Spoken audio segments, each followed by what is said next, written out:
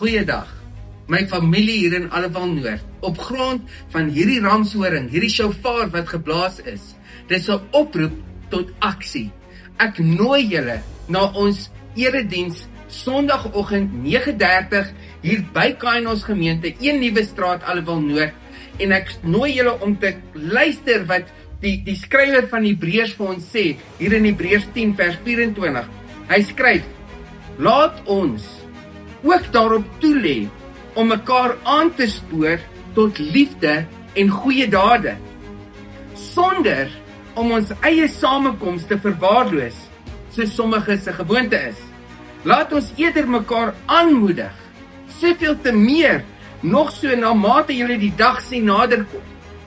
So ek wil julle nooi, kom laat ons mekaar kom aanmoedig, om in die pad en in die weë van die Here te staan.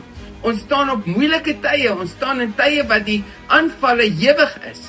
So ek nooi julle, kom, geniet die diens saam met ons. Kom ons kom in eenheid en ons ontmoet mekaar in God se gees en ons kom aanbid in gees en in waarheid. Hier by Kainos gemeente, Alleval Noord.